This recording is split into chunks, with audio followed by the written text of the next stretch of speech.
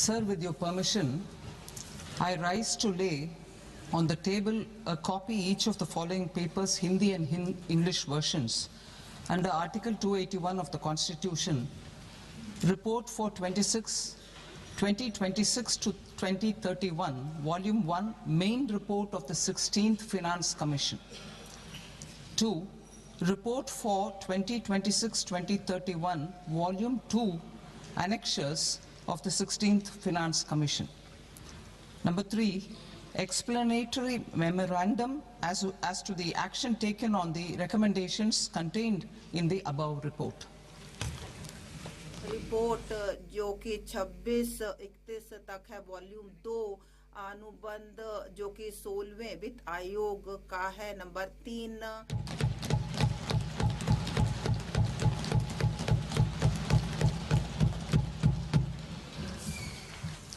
Honorable Speaker, sir, on the sacred occasion of Magh Purnima and the birth anniversary of Guru Ravidas, I present the budget for the year 2026-2027.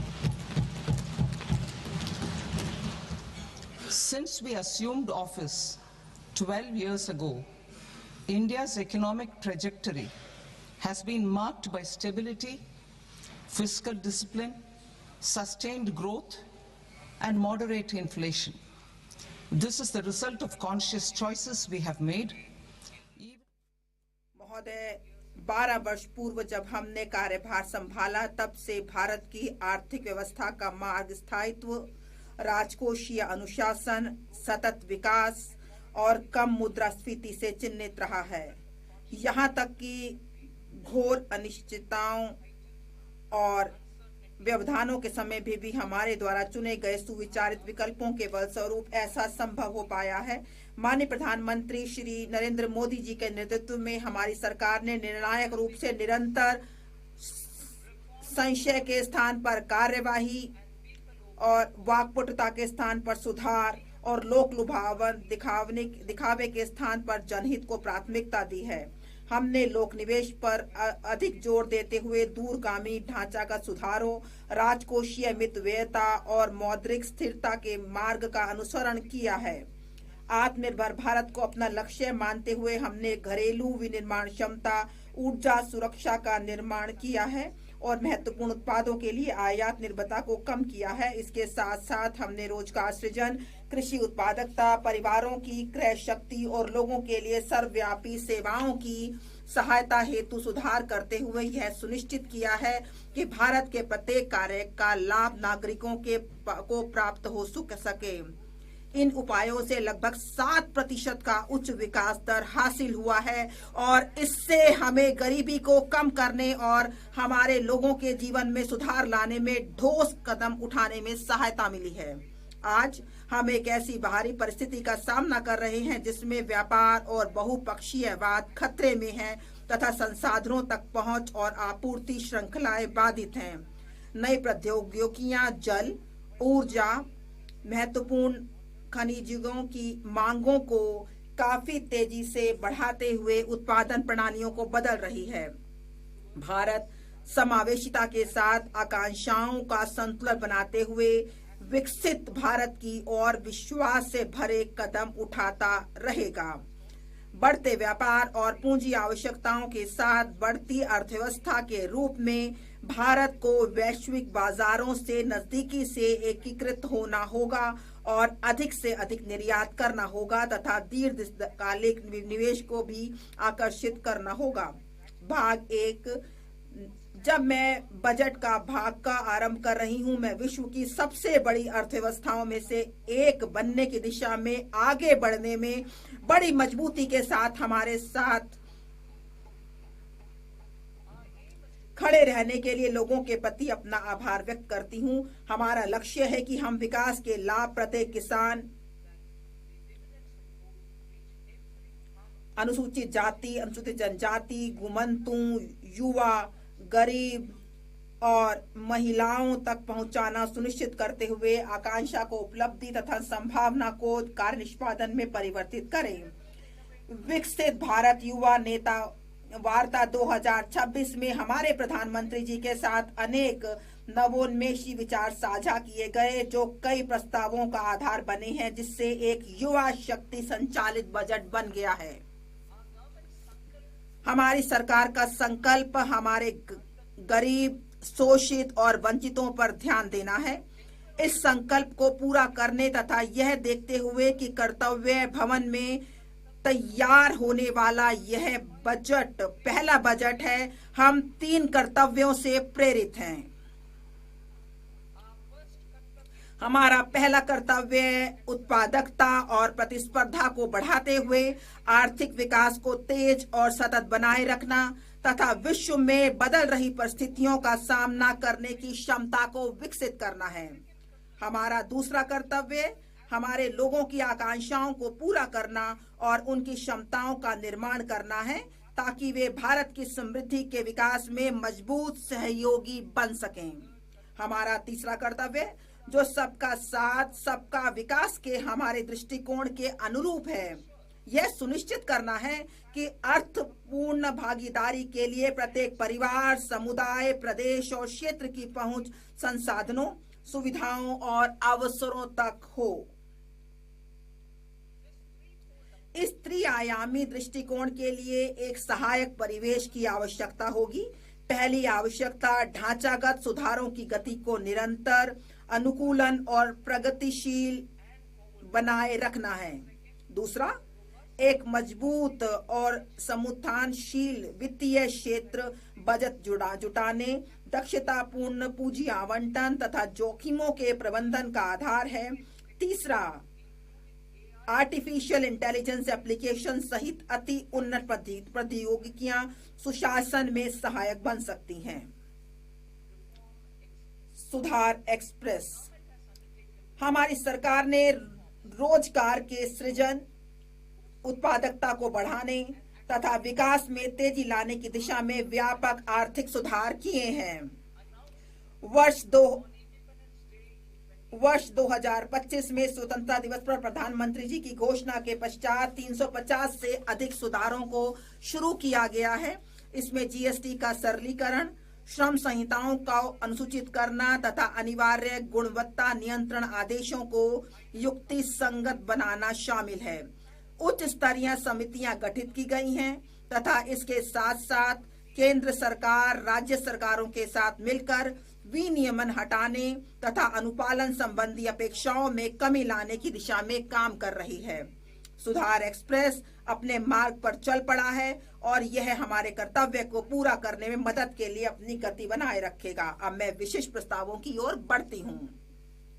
पहले कर्तव्य के तहत आर्थिक विकास में तेजी लाने और इसे बनाए रखने के लिए हमारे पहले कर्तव्य के अंतर्गत मैं 6 क्षेत्रों में पहलों का प्रस्ताव करती हूँ। पहला, 7 रणनीतिक और अग्रणी क्षेत्रों में विनिर्माण को तेज करना। 2, विरासत के औद्योगिक क्षेत्रों का कायाकल्प करना। 3, चैंपियन एमएसएमई का निर्माण करना। 4, अवसंरचना को सशक्त प्रोत्साहन प्रदान करना। 5, दीर्घकालिक ऊर्जा सुरक्षा और स्थायित्व सुनिश्चित करना। 6, शहर आर्थिक क्षेत्र विकसित करना।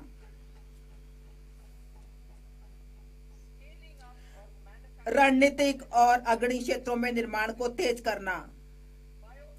बायोफार्मा शक्ति मतलब ज्ञान, प्रौद्योगिकी एवं नवाचार के माध्यम से स्वास्थ्य सेवा के लिए रणनीति।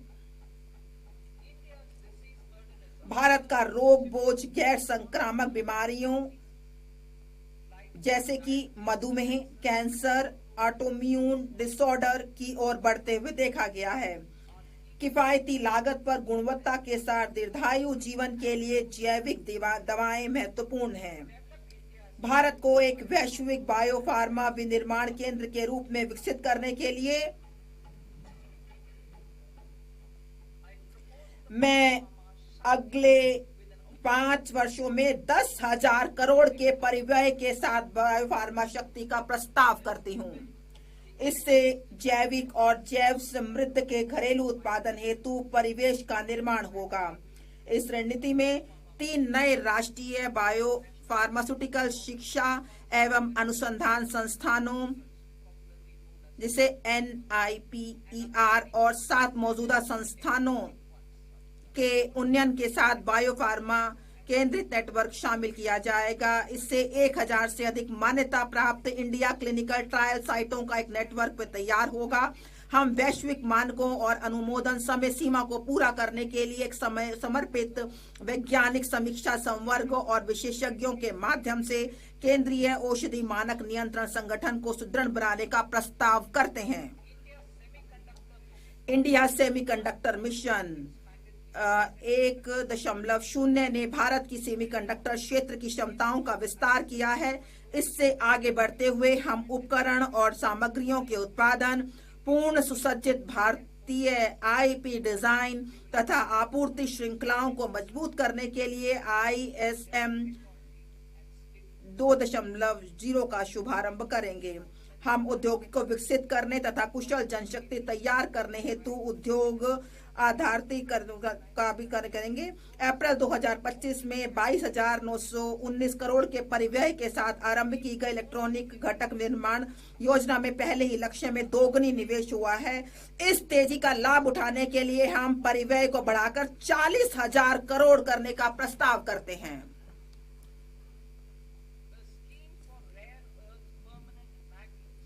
नवंबर 2025 में rare earth permanent magnet scheme आरंभ की गई थी। अब हम खनन, प्रसंस्करण, अनुसंधान और विनिर्माण को बढ़ावा देने के लिए समर्पित दुर्लभ खनिज कॉरिडोर स्थापित करने हेतु खनिज संपन्न राज्यों ओडिशा, केरल, आंध्र प्रदेश और तमिलनाडु की सहायता करने का प्रस्ताव करते हैं।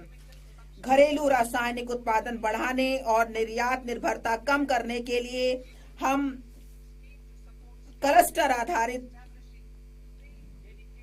प्लग एंड प्ले मॉडल के आधार पर एक चुनौती मार्ग के माध्यम से 3 समर्पित रासायनिक पार्कों की स्थापना में राज्यों की मदद के लिए एक योजना का शुभारंभ करेंगे।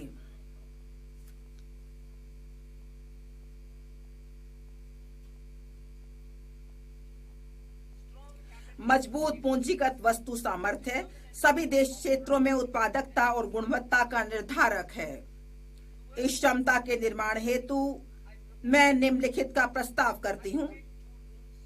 CPSE द्वारा डिजिटल रूप में समर्पित ऑटोमेटेड सर्विस ब्यूरो के रूप में 2 स्थानों पर हाईटेक टूल रूम स्थापित किए जाएंगे, जो स्थानीय रूप से बड़े पैमाने और कम लागत पर उच्च परिशुद्धता वाले घटकों के डिजाइन, परीक्षण और विनिर्माण करेंगे। 2, उच्च मूल्य और तकनीकी रूप से उन्नत निर्माण एवं अवसंरचना उपकरण CIEE के घरेलू उत्पादन को मजबूत करने हेतु निर्माण एवं अवसंरचना उपकरण समृद्धि के लिए एक योजना आरंभ की जाएगी। ये बहुमंजिला इमारत में लिफ्ट, अग्निशमन उपकरण बड़ी और छोटी से लेकर मेट्रो और ऊंचाई वाले स्थानों पर सड़कों के लिए सुरंग निर्माण संबंधी उपकरण हो सकते हैं। मैं 5 वर्ष की अवधि के लिए 10,000 करोड़ के बजटीय आवंटन के साथ वैश्विक प्रतिस्पर्धा कंटेनर विनिर्माण परिवेश तैयार करने हेतु एक कंटेनर निर्माण योजना का भी प्रस्ताव करती हूँ। श्रम गहन वस्त्र क्षेत्र के लिए मैं 5 उपभागों के साथ एकीकृत कार्यक्रम का प्रस्ताव करती हूँ। 1, रेशम, ऊन और जूट जैसे प्राकृतिक फाइबर, मानव निर्मित फाइबर और नए युग के फाइबरों में आत्मनिर्भरता हेतु राष्ट्रीय फाइबर योजना। मशीनरी प्रौद्योगिकी अन्यून और सामान्य प्रशिक्षण एवं प्रमाणन केंद्रों के लिए पूंजीगत सहायता के साथ पारंपरिक क्लस्टरों के आधुनिकीकरण के लिए वस्त्र विस्तार एवं रोजगार योजना। 3, मौजूदा योजनाओं को एकीकृत एवं सुदृढ़ करने और बुनकरों एवं कारीगरों के लिए लक्षित सहायता सुनिश्चित करने के लिए राष्ट्रीय हथकरघा एवं हस्तशिल्प कार्यक्रम। वैश्विक रूप से प्रतिस्पर्धी और धारणीय वस्त्र परिधानों को बढ़ावा देने के लिए टैक्स इको पहल। उद्योग जगत और शैक्षणिक संस्थानों के सहयोग से वस्त्र कौशल परिवेश के आधुनिकीकरण और उन्नयन के लिए समर्थ 2.0।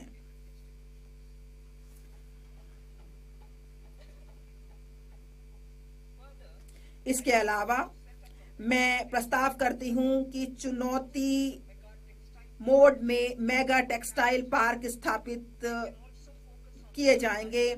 वे तकनीकी टेक्सटाइल के मूल्यवर्धन पर भी ध्यान केंद्रित कर सकते हैं।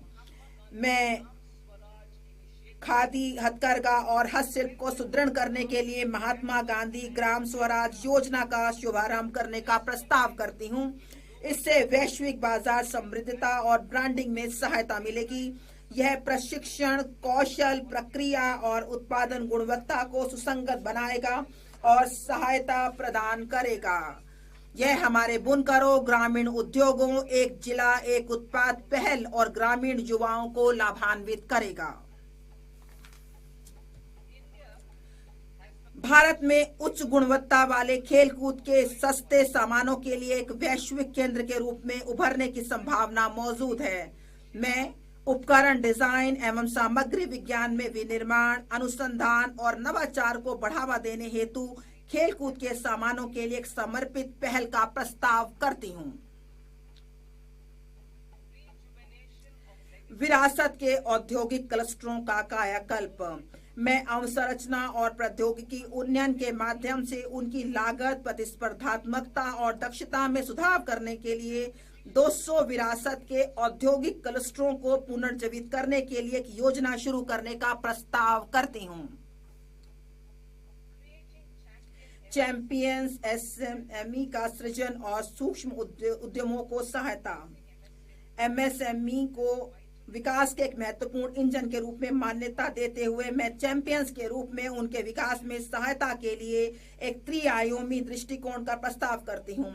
इक्विटी सहायता। मैं भविष्य के चैंपियंस तैयार करने के लिए चुनिंदा मानदंडों के आधार पर उद्यमों को प्रोत्साहित करने के लिए एक समर्पित 10,000 करोड़ की एमएसएमई विकास निधि शुरू करने का प्रस्ताव करती हूँ। मैं सूक्ष्म उद्योगों की सहायता को जारी रखने और जोखिम पूंजी तक उनकी पहुंच बनाने के लिए 2021 में स्थापित आत्मनिर्भर भारत निधि में 2,000 करोड़ के टॉप अप का भी प्रस्ताव करती हूं। इससे छोटे उद्योगों को सहायता मिलेगी। नकदी सहायता। ट्रेड्स के साथ एमएसएमई को 7 लाख करोड़ से अधिक धनराशि उपलब्ध कराई गई है। इसकी पूरी क्षमता का लाभ देने के लिए मैं 4 उपायों का प्रस्ताव करती हूँ। 1, केंद्रीय सार्वजनिक क्षेत्र के उद्यमों द्वारा एमएसएमई से सभी खरीद के लिए ट्रेडर्स को लेन देन निपटान प्लेटफॉर्म के रूप में उपयोग करने का निर्देश करना, जिससे यह अन्य कॉरपोरेट के लिए एक मानक बन सके।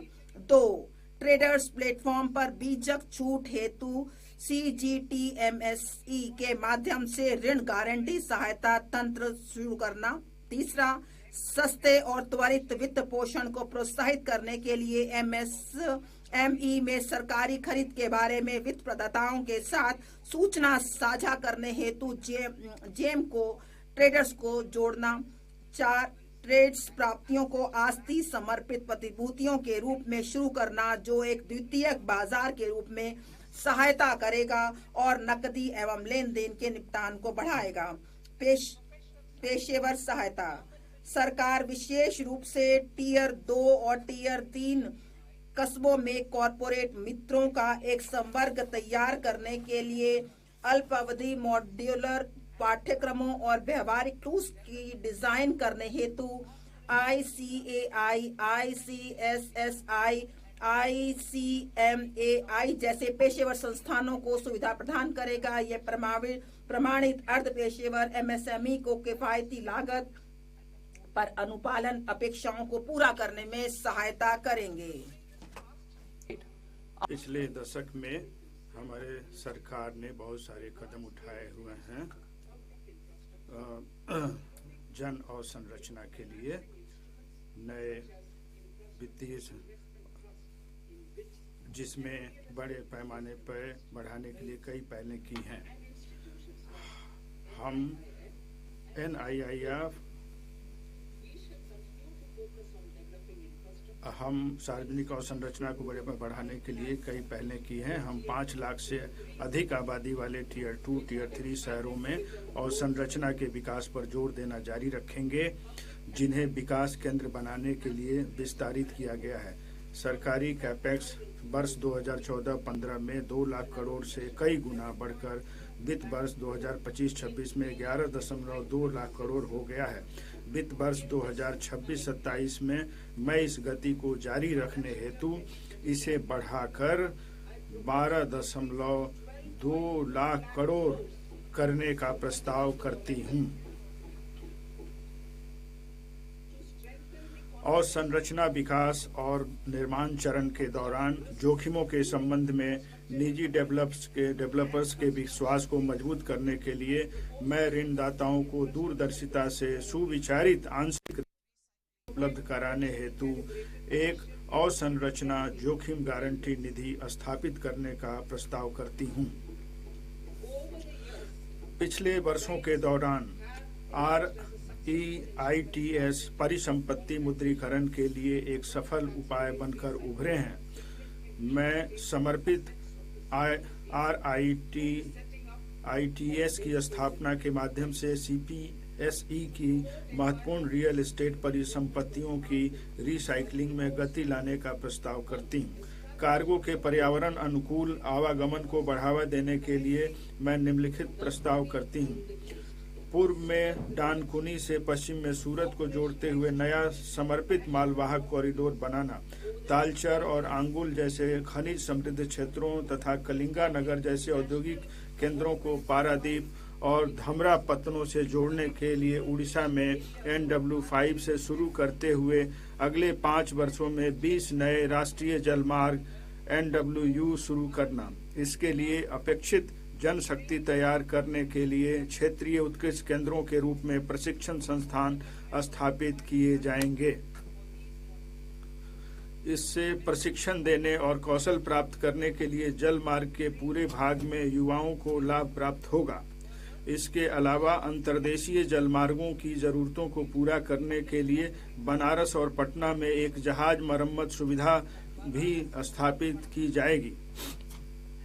अंतर्देशीय जलमार्गों और तटीय पोत परिवहन का हिस्सा 6% से बढ़ाकर 2047 तक 12% करने के लिए रेल और सड़क परिवहन से मॉडल शिफ्ट को प्रोत्साहित करने के लिए एक तटीय कार्गो प्रोत्साहन स्कीम का शुभारंभ करना।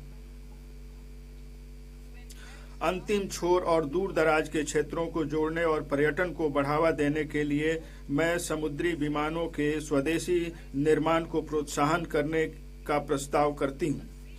प्रचालनों को सहायता उपलब्ध कराने के लिए एक समुद्री विमान VGF योजना भी शुरू की जाएगी। कार्बन कैप्चर उपयोगिता और भंडारण CCUS दिसंबर 2025 में शुरू किए गए रोड मैप के अनुसार बड़े पैमाने पर CCUS प्रौद्योगिकियां विद्युत, इस्पात, सीमेंट और रसायनों सहित 5 औद्योगिक क्षेत्रों में अंतिम उपयोग अनुप्रयोगों में अधिक तैयारी का स्तर प्राप्त करेगा। अगले 5 वर्षों में 20,000 करोड़ के परिव्यय का प्रस्ताव किया गया है। शहरी आर्थिक शहर भारत के विकास, नवाचार और अवसरों के इंजन हैं। अब हम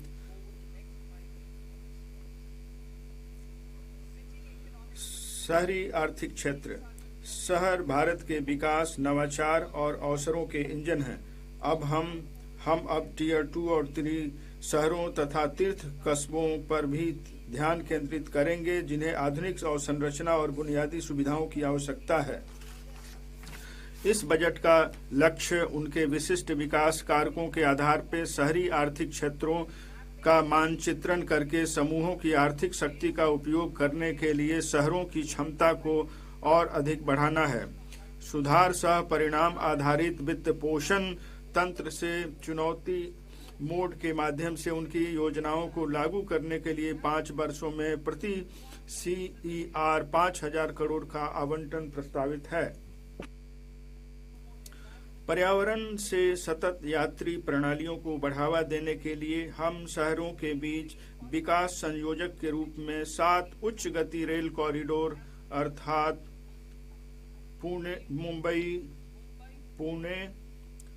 पुणे से हैदराबाद, हैदराबाद बेंगलुरु, हैदराबाद चेन्नई, चेन्नई बेंगलुरु, दिल्ली वाराणसी और वाराणसी सिल्लीगुड़ी विकसित करेंगे।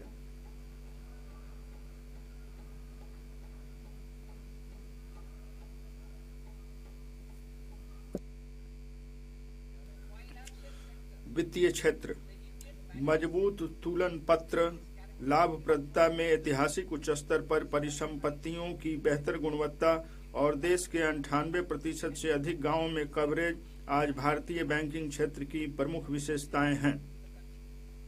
इस समय हम इस क्षेत्र के सुधार प्रेरित विकास पथ को जारी रखने के लिए जरूरी उपायों के भविष्यवादी रूप से मूल्यांकन करने के लिए बेहतर स्थिति में हैं। मैं वित्तीय स्थायित्व, समावेशन और उपभोक्ता संरक्षण को सुरक्षित करते हुए भारत के अगले चरण की विकास जरूरतों के अनुरूप इस क्षेत्र की व्यापक समीक्षा करने के लिए मैं विकसित भारत के लिए बैंकिंग पर उच्च स्तरीय समिति गठन करने का प्रस्ताव करती हूँ। ऋण संवितरण और प्रौद्योगिकी अपनाने के लिए स्पष्ट लक्ष्यों के साथ विकसित भारत के लिए एनबीएफसी हेतु विजन तैयार किया गया है।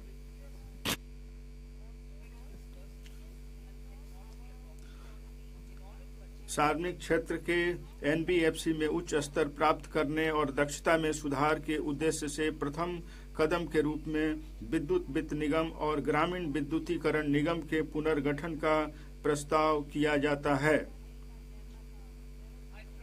मैं भारत की विकासोन्मुखी आर्थिक प्राथमिकताओं के अनुरूप विदेशी निवेश के लिए अधिक समकालीन उपयोगकर्ता अनुकूल ढांचा तैयार करने के लिए विदेशी मुद्रा प्रबंधन गृह ऋण लिखित नियमावली की व्यापक समीक्षा का प्रस्ताव करती हूँ।